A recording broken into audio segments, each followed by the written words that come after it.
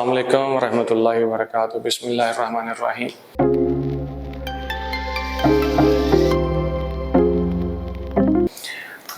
आज का हमारा जो टॉपिक है जो हम डिस्कस करने जा रहे हैं वो है आइंस।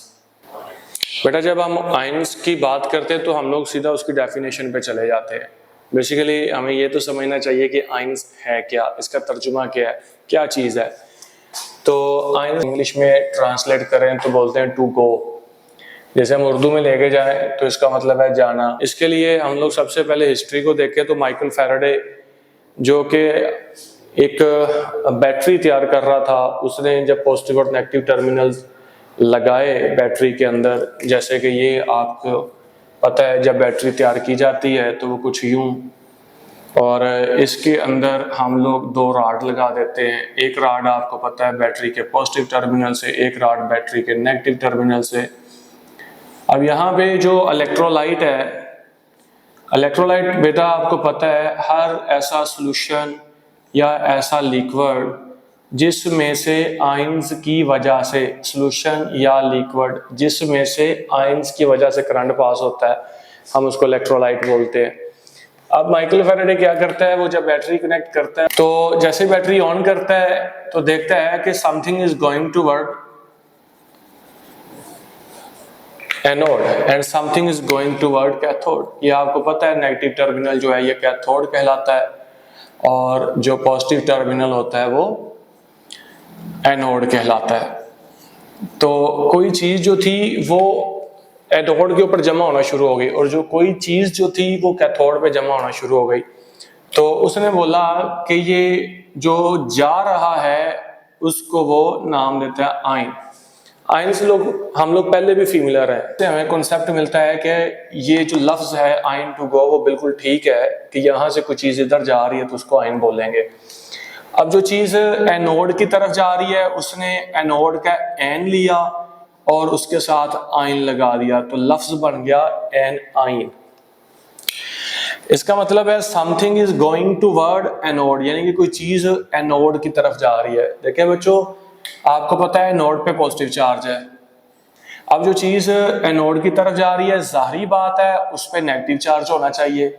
इसका मतलब सॉल्यूशन में से या लिक्विड में से जो चीज एनोड की तरफ जा रही है उस पे नेगेटिव चार्ज है। एनाइन के बारे में अगर हम उसको डिफाइन करें तो हम यही पढ़ते हैं anions are those species which having negative charge. अब जो चीज कैथोड पे जा रही है, यानी कि कैथोड पर जो चीज आ रही वो है तो आयन है, something is going toward cathode, तो उसको हम लोग बोलते हैं कैट आयन। यानी कि कैट आयन का मतलब क्या बन गया, इसका मतलब है something is going toward cathode. अब कैथोड पे कौन सा चार्ज है, नेगेटिव चार्ज है, और इसका मतलब जो चीज सॉल्यूशन या लिक्विड में से इधर जा रही है उस पे कौन सा चार्ज होना चाहिए, पॉजिटिव। इस वजह से कैथोड को हमेशा पॉजिटिव चार्ज पार्टिकल कंसीडर किया जाता है। तो ये आयन, एनाइन और कैटाइन। अब हम अपनी किताब के लिहाज से इसको डिस्कस करते हैं। हमारी किताब में क्या है, सीधा सीधा आयन को डिफाइन करेगा, फिर टाइप्स ऑफ आयन की बात करेगा और उसके बाद उनको डिफाइन करेगा। तो हम लोग सबसे पहले जो हमने याद करना है वो आयन की डेफिनेशन है। तो आयन क्या चीज है, ions are those substances are species which having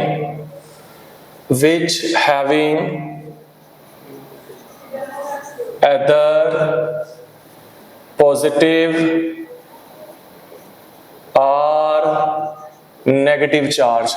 यानी कि वो चीजें जिन पर पॉजिटिव या नेगेटिव चार्ज आ जाए उसको हम आयन बोलेंगे। कोई भी स्पीशीज हो, यानी कि एटम पर पॉजिटिव नेगेटिव चार्ज आ गया तो आयन है। अगर ग्रुप ऑफ एटम पे पॉजिटिव या नेगेटिव चार्ज आ गया तो रेडिकल है। अगर किसी मॉलिक्यूल पे पॉजिटिव नेगेटिव चार्ज आ गया तो मॉलिक्यूलर आयन है।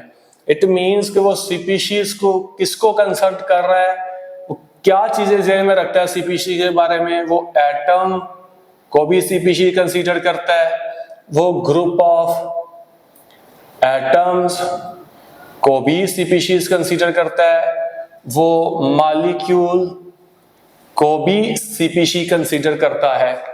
तो मतलब अगर एटम पर पॉजिटिव या नेगेटिव चार्ज आ जाए तो हम उसको बोलते हैं एटॉमिक आयन। अगर ग्रुप ऑफ एटम्स पर पॉजिटिव नेगेटिव चार्ज आ जाए तो हम उसको बोलते हैं रेडिकल। अगर मॉलिक्यूल पर पॉजिटिव या नेगेटिव चार्ज आ जाए तो उसको बोलते हैं मॉलिक्यूलर आयन। अभी हम लोग सिर्फ एटॉमिक आयन की बात कर रहे हैं। जो हमारी किताब में आयन का टॉपिक है वो सिर्फ एटॉमिक आयन को डिफाइन कर रहा है। Those species which carry either positive or negative charge are called ion। तो कहता है उस चीज को आयन कहते हैं। फिर आगे एग्जांपल्स हैं, आपने एग्जांपल देनी है लाजमी। फॉर एग्जांपल सोडियम पे पॉजिटिव चार्ज आ गया, फॉर एग्जांपल क्लोरीन पे नेगेटिव चार्ज आ गया, फॉर एग्जांपल मैग्नीशियम पे +2 चार्ज आ गया, फॉर एग्जांपल ऑक्सीजन पे -2 चार्ज आ गया, इसी तरह एल्यूमिनियम पे +3 चार्ज आ गया, इसी तरह नाइट्रोजन पे -3 चार्ज आ गया, सो ऑन। बहुत सारी एग्जांपल्स आप दे सकते हैं। अब बात करते हैं आयन की टाइप्स की। ये भी हमारी किताब में लिखा है, types of ion. Types of ion की बात करते हैं। देखिए मैंने आपको यहाँ पे टाइप्स बता दी हैं। 2 टाइप्स आयन की जो नॉर्मली कंसीडर की जाती है, एनाइन एंड कैटाइन। ये मैंने आपको बता दी।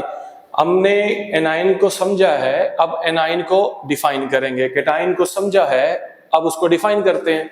तो आयन की 2 टाइप्स हैं, एक है कैटाइन और एक है एनाइन। ठीक है, अब हम कैटाइन को डिफाइन कर लेते हैं।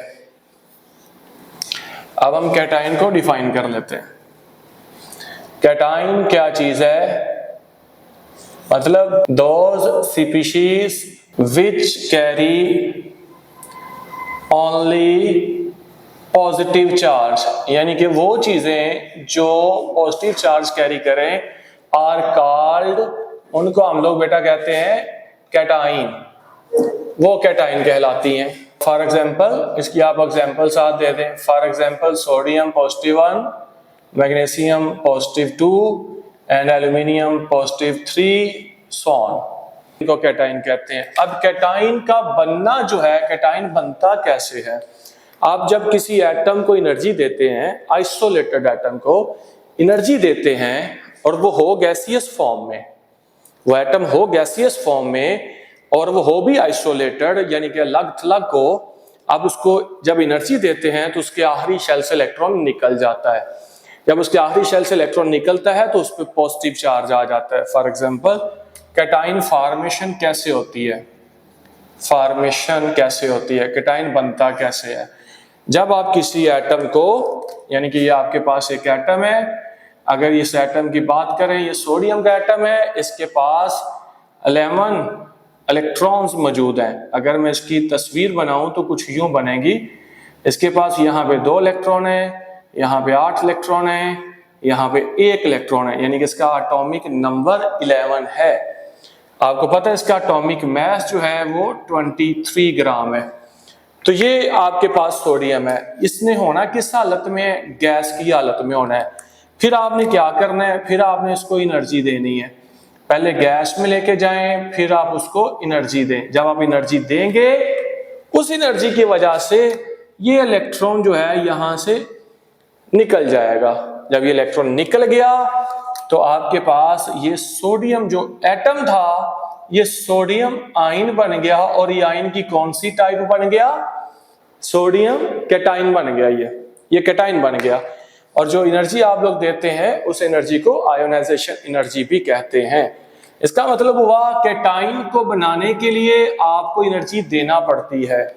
कैटाइन बनाने के लिए तो जो एनर्जी आप लोग देते हैं, हम उस सिस्टम को बोलते हैं एंडोथर्मिक सिस्टम है। ये एंडोथर्मिक सिस्टम है। ये एमसीक्यूज भी है कि cation formation is a endothermic process या एंडोथर्मिक सिस्टम है। ये एमसीक्यू भी बनता है। एंडो का मतलब है एंटर और थर्म का मतलब है हीट, यानी कि कैटाइन फॉर्मेशन ऐसा प्रोसीजर है जिसमें हमें हीट एंटर करना पड़ी है किसी एटम को आयन में बदलने के लिए। तो ये एंडोथर्मिक सिस्टम है कैटाइन फॉर्मेशन। अब बात करते हैं एनाइन की। एनाइन कैसे बनता है? एनाइन कैसे बनता है? जब किसी गैसियस एटम के आखिरी शेल में खाली जगह मौजूद हो और कोई बाहर से इलेक्ट्रॉन वहां एंटर हो जाए।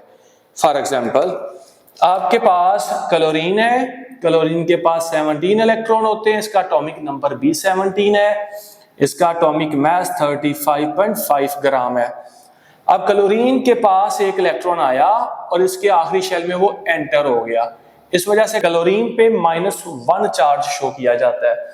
आप लोगों के पास इस वक्त इसका एटॉमिक नंबर 17 ही है, एटॉमिक नंबर 17 है। आपको याद रखना है एटॉमिक नंबर का मतलब प्रोटॉन नंबर भी है। ओके, तो एटॉमिक नंबर 17 है।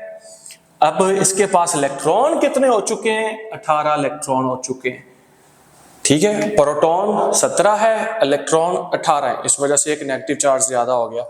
अगर मैं इसकी डायग्राम बनाऊं तो कुछ यूं है, ये आपके पास पहले शेल में 2 इलेक्ट्रॉन, दूसरे में 8 इलेक्ट्रॉन, तीसरे में 7 इलेक्ट्रॉन।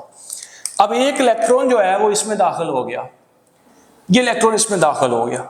अब ये इलेक्ट्रॉन दाखिल हुआ तो शेप कुछ यूं बन गई। एक बात याद रखिएगा, जब पहला इलेक्ट्रॉन दाखिल होता है 2 8 और 8 हो चुके हैं।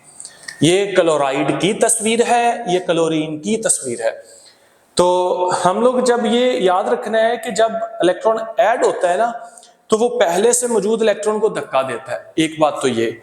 और दूसरी बात ये कि जब इलेक्ट्रॉन ऐड होता है वो कहीं से चल के आ रहा है तो वो एक अमाउंट ऑफ एनर्जी रिलीज करता है। इसका मतलब हुआ एनाइन फॉर्मेशन जो है वो एक्सोथर्मिक है। ये एमसीक्यूज है। देखिए, मैं अगर यहां से चल के साथ वाले कमरे में एंटर हो जाता हूं या मैं यहां से चल के इधर वाले कमरे में एंटर हो जाता हूं, इट मींस कि मैं अमाउंट ऑफ एनर्जी जाया करके जा रहा हूं। इसी तरह इलेक्ट्रॉन जब एक शेल से निकला हुआ इलेक्ट्रॉन किसी दूसरे शेल में एंटर होता है तो वो अमाउंट ऑफ एनर्जी जाया करके जाएगा ना, क्योंकि जो किसी शेल से निकलता है तो हम बोलते हैं ये एक्साइट हुआ था, और जब किसी शेल में एंटर होता है तो हम लोग कहते हैं डी एक्साइट हुआ था। तो ये बेसिकली एनर्जी लेके निकला और एनर्जी दे के एंटर हो गया।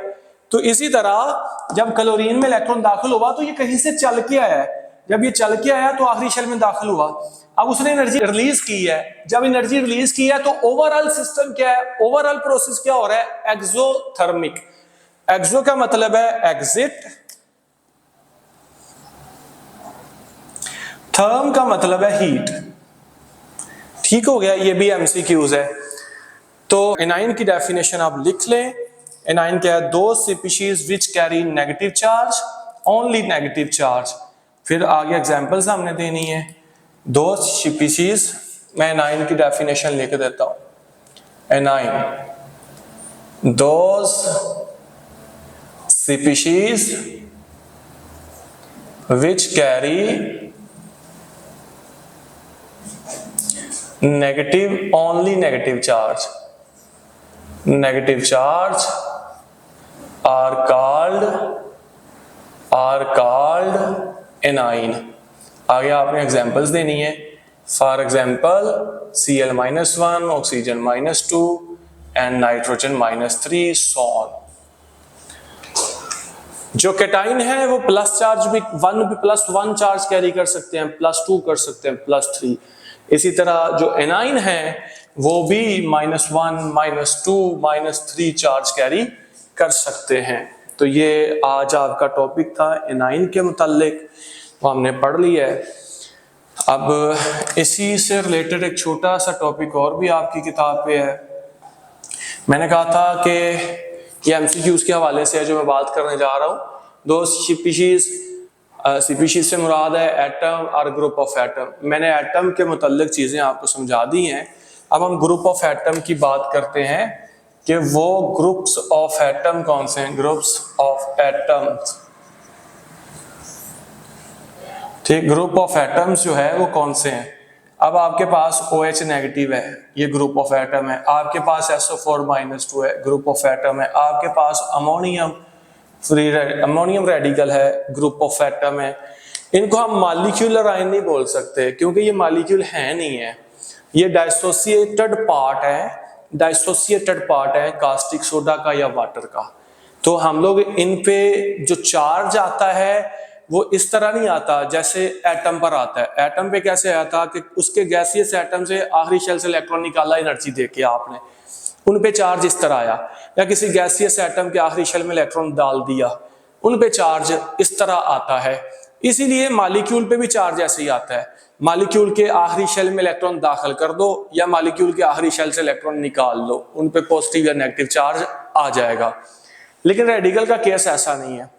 रेडिकल एक साल्ट हो सकता है, एसिड हो सकता है। अगर मैं बड़ा सिंपल इसको एक्सप्लेन करूं तो आप फर्ज करें कुछ साल्ट है या एसिड है, मैंने उसको जब रिएक्ट करने के लिए किसी चीज में डालना है, सॉल्वेंट में डालना है या सॉल्यूट में डालना है, मैंने जब उसकी डाइसोसिएशन स्टार्ट करनी है, उसका तहलील होने का अमल स्टार्ट करना है, तब उसमें जो आयंस पैदा होने हैं वो रेडिकल हैं। जैसे वाटर है, वाटर अगर डाइसोसिएट हो गया है H पॉजिटिव और OH नेगेटिव बनेगा, ये रेडिकल्स हैं। जैसे NaCl है, अब NaCl जब डाइसोसिएट हुआ Na positive plus Cl negative में चला गया, तो ये रेडिकल्स हैं आयन ही। इसी तरह H2SO4 है, H2SO4 को मैंने पानी में डाला, ये डाइसोसिएट हो गया, 2H पॉजिटिव बन गया प्लस SO4 -2 बन गया, तो ये रेडिकल है। आफ्टर डाइसोसिएशन तहलील होने के अमल में ये आयंस आपको ग्रुप एटम या ग्रुप ऑफ एटम की शक्ल में मिलते हैं, तो आप इनको रेडिकल्स बोलते हैं। जज़ाकल्लाह फी मानिल्लाह, ये हमारा आज का टॉपिक था बेटा, आपने याद करना है। अल्लाह हाफिज़।